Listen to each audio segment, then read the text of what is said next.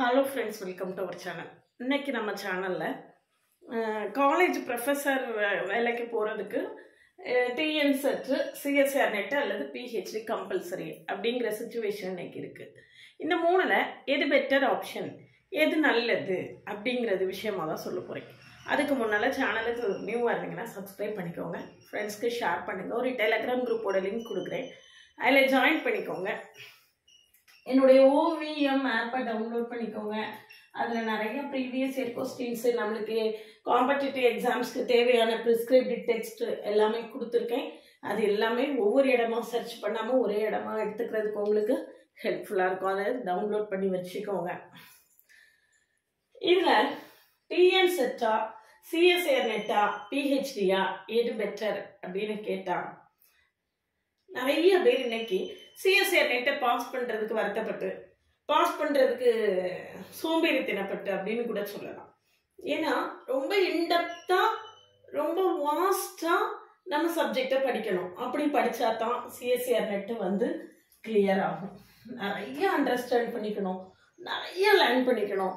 அதுக்கப்புறம் நம்மளுடைய இந்த டீச்சிங் ஸ்கில்ஸை டெவலப் பண்ணிக்கணும். இதெல்லாம் பண்ணாதான் நம்ம என்ன செய்ய முடியும், சிஎஸ்ஆர் நெட்டை வந்து கிளியர் பண்ண முடியும்.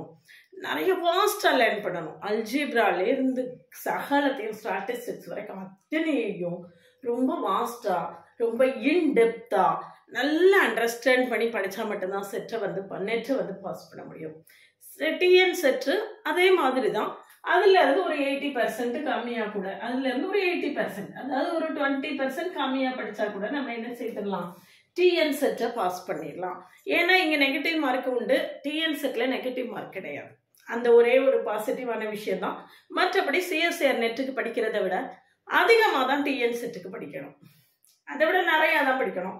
இதில் வந்து algebra analysis, complex analysis, ODE, PDE, calculus of variation, integral equations மட்டும் படித்தோன்னா நம்மளால என்ன செய்ய முடியும், நெட்டை கிளியர் பண்ண முடியும். அங்கே மெக்கானிக்ஸ் உட்பட, ஸ்டாட்டிஸ்டிக்ஸ் உட்பட எல்லாத்தையுமே படித்தா மட்டும்தான் டிஎன் செட்டை கிளியர் பண்ண முடியும். வாஸ்டாக படிக்கணும், இன்டெப்த்தாக படிக்கணும், நிறைய வாசிக்கணும், நல்ல சப்ஜெக்டை அண்டர்ஸ்டாண்ட் பண்ணிக்கணும். அப்படின்னா மட்டும்தான் இந்த மாதிரியான காம்படிட்டிவ் எக்ஸாம்ஸை பாஸ் பண்ண முடியும். இதுக்கு அடுத்து பிஹெச்டி பற்றி சொல்ல வரதா தான் நான் நிறையா சொல்லணும். பிஹெச்டி பண்ணிட்டு இருக்கிறவங்க பார்த்தீங்கன்னா பிறகு நான் சொல்கிறதெல்லாம் கேட்டு வருத்தப்படுவீங்க. இருந்தாலும் பரவாயில்ல, பிஹெச்டி பண்ணிட்டு நம்ம வந்து காலேஜ் ப்ரொஃபஸராக போயிடலாம் அப்படின்னு நினச்சி நீங்கள் பிஹெச்டி ஏதோ ஒரு டாப்பிக்கில் சூஸ் பண்ணி படிக்க போகிறீங்க. ஏதோ ஒரு டாப்பிக்கில் சூஸ் பண்ணுறீங்க. நீங்கள் கிராஃப் தியரி பண்ணுறீங்க, அல்ஜிப்ரா பண்ணுறீங்க, இன்டெக்ரல் ஈக்குவேஷன்ஸில் இந்த ஸ்டோகாஸ்டிக் ப்ராசஸ் பண்ணுறீங்க, அல்லது டிஃப்ரென்ஷியல் ஈக்குவேஷன்ஸ் பண்ணுறீங்க அப்படின்னு சொல்லியாச்சுன்னா, நீங்கள் எந்த டாப்பிக்கில் பிஹெச்டி பண்ண போகிறீங்களோ அதை கொஞ்சோண்டு இவ்வளோண்டு, இன்னும் உண்மையிலே சொல்லப்போனால் இவ்வளோண்டு தான். ஏன்னா சிஎஸ்ஆர் நெட்டுக்கு நம்ம இவ்வளோ படிக்கிறோம், பிஹெச்டிக்கு இத்தனோன்னு படிக்கிறோம். அதையும் அதிகம் பேர் படிக்கிறதுல நிறைய ஏமாத்துறாங்க. அதில் ஏகப்பட்ட கோல்மால் நடக்குது. இப்படியெல்லாம் பண்ணிட்டு பிஹெச்டி பண்ணி முடிச்சுட்டு நானும் ப்ரொஃபஸர் அப்படின்னு சொல்லிட்டு காலேஜுக்கு வேலைக்கு போய் அங்கே இருக்கக்கூடிய ஸ்டூடெண்ட்ஸோட லைஃப்பில் விளையாடிடாதீங்க. அதுதான் நான் சொல்லுவேன். ஏன்னா இன்னைக்கு எனக்கு ரொம்ப இன்னைக்கு உள்ள ஆசிரியர்கள் பேரில் உள்ள எனக்கு பெரிய வருத்தம் என்ன அப்படின்னு கேட்டிங்கன்னா, சப்ஜெக்டை வந்து இன்டெப்த்தாக கற்றுக் கொடுக்கவே மாட்டேங்கிறாங்க.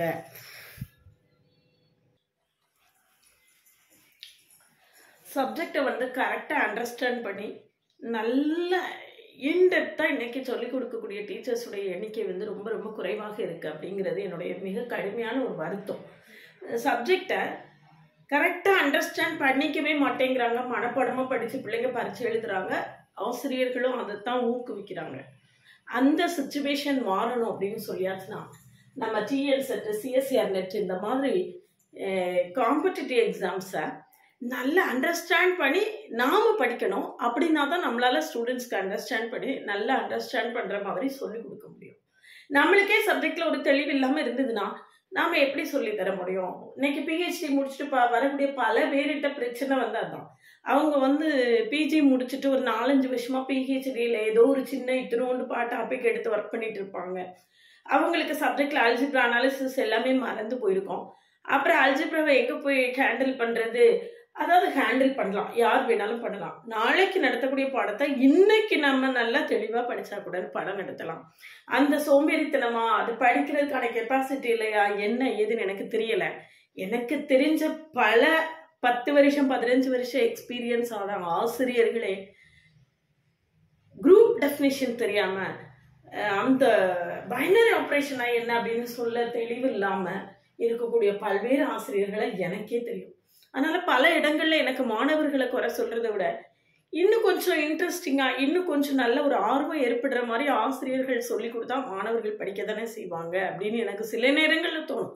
எல்லா நேரங்கள்லயும் கிடையாது, சில நேரங்கள்ல தோணும். அதனால நான் ப்ரொஃபஸர் வேலைக்கு போக போறீங்க அப்படின்னா பிஹெச்டி மஸ்ட் தான், நான் இல்லைன்னு சொல்லவே மாட்டேன். ஆனால் சிஎஸ்ஆர் நெட் அல்லது டிஎன் செட் இந்த வருஷம் 2024 எக்ஸாம் இருக்கு அப்படிங்கிற மாதிரி சொல்லிட்டு இருக்காங்க. ஸோ 2024 எப்போ எக்ஸாம் வரும்னே தெரியாது, என்ன பண்றது அப்படின்னு நினைக்காம இப்போ இருந்து ப்ரிப்பேர் பண்ணுங்க. சப்ஜெக்டை இன்டெப்த்தாக நீங்கள் முதல்ல கற்றுக்கோங்க. அதுக்கு பிறகுதான் நம்மளால ஸ்டூடெண்ட்ஸ்க்கு நல்லா சொல்லி தர முடியும். அதனால சிஎஸ்ஆர் நெட்டை பொறுத்த வரைக்கும் நம்மளுக்கு பிரச்சனையே கிடையாது. இயர்லி ட்வைஸ் ஜூனும் டிசம்பரும் யார் என்ன சொன்னாலும் நிற்காது, அது போக்கில் நடந்துகிட்டே இருக்கும். அதனால சிஎஸ்ஆர் நெட்டா இருக்கட்டும், சிலபஸ் ரெண்டுமே சேம் தான், எக்ஸாம் அப்ரோச் தான் டிஃப்ரெண்ட்.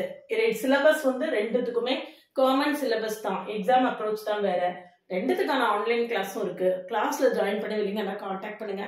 கிளாஸஸ் எப்படி இருக்குன்னு கமெண்ட்லையும் டிஸ்கிரிப்ஷன் லிங்க் கொடுத்துருக்கேன், போய் பார்த்துட்டு கிளாஸஸ் பிடிச்சிருந்தா ஜாயின் பண்ணுங்க. சப்ஜெக்ட் திரும்ப திரும்ப நான் சொல்லக்கூடியது, ரெக்வஸ்ட் பண்ணி சொல்லக்கூடியது, சப்ஜெக்டை நல்லா கற்றுக்கோங்க, சப்ஜெக்டை இன்டெப்தா தெரிஞ்சுக்கோங்க முதல்ல. அப்பதான் நம்ம வந்து நல்ல டீச்சரா இருக்கவே முடியும். அப்படி இல்லைன்னா நல்ல டீச்சரா இருக்கவே முடியாது. அது ரொம்ப ரொம்ப எனக்கு ரொம்ப வருத்தத்துல தான் நான் சொல்றேன். நிறைய டீச்சர்ஸ் வந்து இன்னைக்கு நல்லா சொல்லி கொடுக்கல, மாணவர்கள் அண்டர்ஸ்டாண்ட் பண்ணி படிக்கல, அது ஒரு பக்கம் இருக்கு, நான் இல்லைன்னு சொல்லவே மாட்டேன், இருக்கு. அட் த சேம் டைம் அந்த அண்டர்ஸ்டாண்ட் பண்ணிக்கிறது மாதிரியோ, அதுல ஒரு மிக கடுமையான ஒரு ஆர்வத்தை ஏற்படுத்துற மாதிரியோ, அதுல உள்ள அழகு, அதுல உள்ள ஒரு பியூட்டி, அதுல உள்ள ஒரு ஒரு உண்மையிலேயே சப்ஜெக்டுக்குள்ள ஒரு அழகு இருக்கு. அந்த சப்ஜெக்டை நாம சப்ஜெக்டை கரெக்டா புரிஞ்சுக்கிட்டா மட்டும்தான் அது புரியும். அப்படி இல்லைன்னா அது புரியாது. அதை நாம கற்றுக் கொடுக்காததுனால கூட ஸ்டூடெண்ட்ஸ் படிக்காம இருக்கலாமோ அப்படின்லாம் நான் சில நேரங்கள்ல நினைச்சிருக்கேன். அது இன்னொரு பக்கம் என்னன்னா, எனக்கு யூரிஷன் லெமா நடத்துறதுக்கு 3 to 4 hours டைம் வேணும். அதே யூரிஷன் லெமா போர்டில் விறுவிறுன்னு எழுதிட்டு போட்டுட்டு போற டீச்சர்ஸை விரும்பக்கூடிய மாணவர்களும் இருப்பாங்க, இல்லை நான் சொல்லவே இல்லை. அப்படியும் இருப்பாங்க, இப்படி இருப்பாங்க. எல்லாத்துலயுமே இந்த பக்கமும் இருக்கும், அந்த பக்கமும் இருக்கும். எனக்கு ஃபண்டமெண்டல் தியரம் ஆஃப் ஹோமோமார்பிசம் சொல்றதுக்கு 2 hours வேணும். எனக்கு அவ்வளவு சொன்னாதான் அதை நல்லா அருமையா சொல்லி கொடுத்த மாதிரி ஒரு ஃபீல் வரும். அதே ஃபண்டமெண்டல் தியரம் ஆஃப் ஹோமோமார்பிசத்தை 10 நிமிஷத்துல எழுதி போட்டுட்டு போகக்கூடிய டீச்சர்ஸ் இருப்பாங்க. அந்த டீச்சர்ஸை பிடிக்கக்கூடிய பிள்ளைங்களும் இருப்பாங்க, நம்மளை பிடிக்காத பிள்ளைங்களும் இருப்பாங்க. இந்த மாதிரி எல்லா கேட்டகரியும் இருக்கு. இருந்தாலும் யார் விரும்பினாலும் சரி விரும்பாட்டாலும் சரி, நம்மளுடைய கடமை என்ன? சப்ஜெக்டை அருமையா சொல்லி கொடுக்கறது, சப்ஜெக்டை நல்ல அழகான விதத்துல எக்ஸ்பிளைன் பண்றது, அது ரொம்ப ரொம்ப முக்கியம். அப்படி எக்ஸ்பிளைன் பண்ணா அதுக்கான ஃபேன்ஸ் பேஸ் இருக்கத்தான் செய்யும். ஃபேன்ஸே உருவாகுவாங்க, ஃபேன் பேஸே உருவாகும். நம்மளுக்கு பெரிய ஒரு பிடிக்காத ஸ்டூடெண்ட்ஸ் கொஞ்சம் இருந்தா கூட நம்மளுக்கு பிடிச்ச ஸ்டூடெண்ட்ஸ் மேடம் அழகா சொல்லி தருவாங்க சப்ஜெக்ட் அப்படின்னு பிடிச்ச ஸ்டூடெண்ட்ஸ் ஃபேன் வருஷம் ஃபேன்ஸ், ஒவ்வொரு டீச்சர்ஸ் டேக்கு நம்மளுக்கு விஷஸ், அதெல்லாம் வந்து நம்ம சொல்லிக் கொடுக்கக்கூடிய சப்ஜெக்ட் எந்த விதத்துல சொல்லிக் கொடுக்குறோம் அப்படிங்கிறத பொறுத்து தான் இருக்கும். அதனால சப்ஜெக்டை இன்டெப்தா கத்துக்கோங்க, அது ரொம்ப ரொம்ப முக்கியம். எதிர்கால தலைமுறையை உருவாக்க வேண்டிய முக்கியமான கடமை நம்மளுக்கு இருக்கு. அதனால யங் டீச்சர்ஸ் எல்லாருக்கும் என்னுடைய அட்வைஸ், ப்ளீஸ் சப்ஜெக்டை இன்டெப்தா வாசிச்சு படிக்க கற்றுக்கோங்க. அதுதான். டீடைல்டு லெக்சர்ஸ் இருக்கும், சிஎஸ்ஆர் நெட்டை பொறுத்த வரைக்கும் 10 years ப்ரீவியஸ் இயர் கொஸ்டினை கம்ப்ளீட்டா சால்வ் பண்ணி காட்டிடுவேன். டிஎன் செட்டை பொறுத்த வரைக்கும் டீடைல்டு லெக்சர்ஸ் வித் 5000 MCQs, இதுலயும் 40 டெஸ்ட் உண்டு, இதுலயும் 40 டெஸ்ட் உண்டு.